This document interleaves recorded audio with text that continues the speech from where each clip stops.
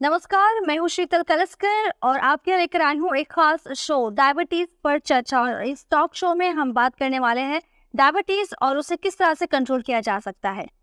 इस समस्या पर ज्यादा प्रकाश डालने के लिए और सविस्तार में हमें माहिती देने के लिए हमारे साथ यहाँ पर जुड़े हैं doctor Bansi Sabu sir. He is diabetologist Ahmedabad से सर है हमारे साथ जुड़े हैं। नमस्कार सर।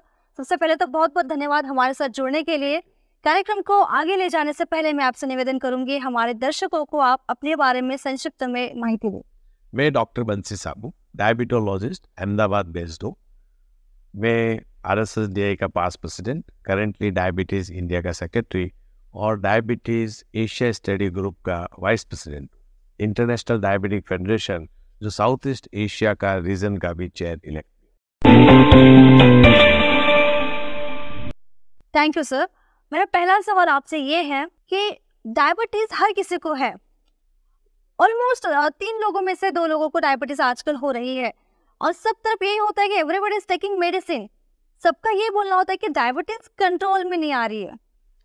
आपने बहुत ही उपयुक्त सवाल किया है कि हमारे देश के अंदर भी 10 करोड़ से ज़्यादा लोगों को डायबिटीज़ है। 5 करोड़ लोग ऐसे होंगे जिनको डायबिटीज़ के बारे में पता नहीं है कि उनको डायबिटीज़ है, और 2 से ढाई करोड़, उसमें से 2 से ढाई करोड़ लोग ऐसे हैं जो डायबिटीज़ का ट्रीटमेंट भी ले रहे हैं। लेकिन ट्रीटमेंट लेने के बावजूद भी हमारा एवरेज A1C जो है, जो अनकंट्रोल्ड है, वो 8 से 8.5 के ऊपर है। अभी ये समस्या बहुत इंपॉर्टेंट है कि हमको इसको क्या करें और कैसे इंटेंसिवली कंट्रोल करें।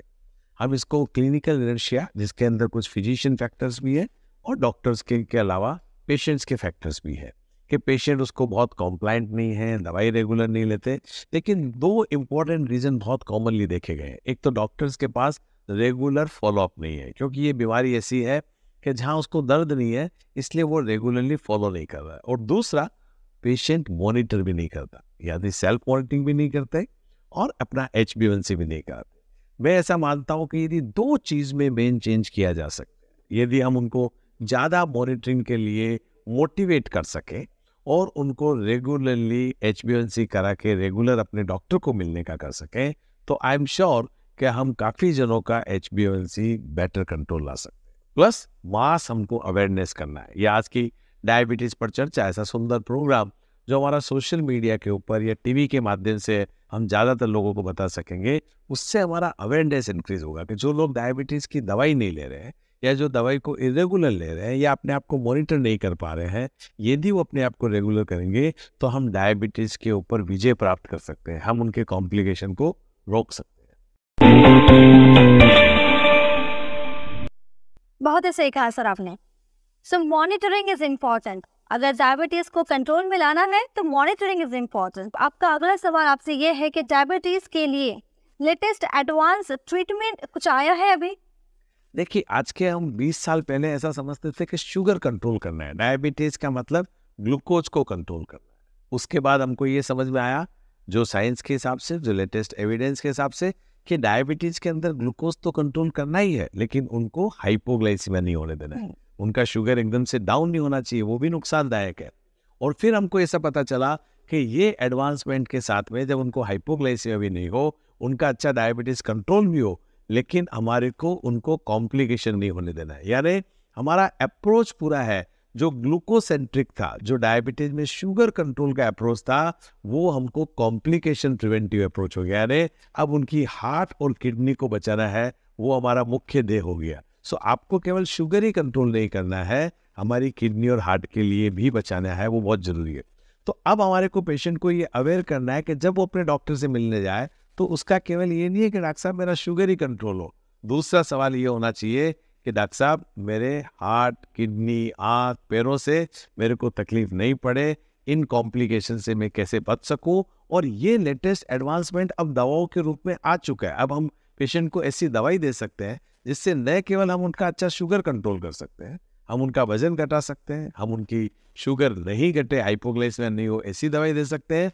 और सबसे अच्छी बात है, उनकी हार्ट और किडनी को बचाने के लिए भी दवाई दे सकते हैं। सर, जाने से पहले आपसे निवेदन है, अगर आप हमारे दर्शकों के लिए कोई मैसेज दे सके। सबसे इम्पोर्टेंट मैसेज एक ये है कि डायबिटीज एक प्रिवेंटेबल डिसीज, डायबिटीज रिवर्सिबल भी है। जो हम कुछ सालों पहले ऐसा समझते थे कि डायबिटीज को हम रिवर्स नहीं कर सकते, जो रिसेंटली डायग्नोज लोग हैं वो डायबिटीज को रिवर्स भी कर सकते हैं और डायबिटीज प्रिवेंट हो सकती है। तो यदि मेरे को डायबिटीज है तो मेरे ब्रदर को, मेरे सिस्टर को, मेरे घर में और मेंबर्स को डायबिटीज होने की संभावना है, तो उन लोगों को डॉक्टर के पास जाना चाहिए। हम ये देखना चाहते हैं कि इतना अवेयरनेस बढ़ जाए कि हम डायबिटोलॉजिस्ट के पास न केवल पेशेंट के रूप में आवे, वो ये बताने आवे कि साहब मेरे भाई को डायबिटीज नहीं हो, उसके लिए हम क्या उपचार करें। और वो एक अवेयरनेस का लेवल हम इस टीवी के माध्यम से देना चाहते हैं कि डायबिटीज एक प्रिवेंटेबल डिसऑर्डर है, आप डायबिटीज को रोक सकते हैं और क्या उपचार करना है रोकने के लिए वो अपने डॉक्टर से जरूर से मिले। Thank you. बहुत ही सुंदर सर। तो ये एक आशा की किरण के जैसा है उन लोगों को जिन्हें डायबिटीज है कि डायबिटीज को प्रिवेंट किया जा सकता है। साथ ही साथ डायबिटीज के बारे में और जानकारी के लिए और उसे किस तरह से हम कंट्रोल कर सकते हैं ये जानने के लिए आप लॉग इन कर सकते हैं हमारे फेसबुक पेज पर डायबिटीज पर चर्चा। इसके साथ ही हम यूट्यूब, ट्विटर और इंस्टाग्राम पर भी उपलब्ध है। मिलते हैं जल्द ही एक नए सीरीज के साथ, तब तक के लिए धन्यवाद। Thank you. Thank you sir.